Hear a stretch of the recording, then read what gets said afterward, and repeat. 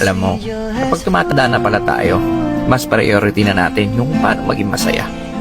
Marirealize mo na mas masarap i-enjoy ang buhay pag masaya ka. Di mo kailangan makipagtalo sa mga taong walang bilib sa'yo as long as nag-enjoy ka naman sa ginagawa mo. Maiksi lang ang buhay natin, hindi natin kailangan makipag-argumento.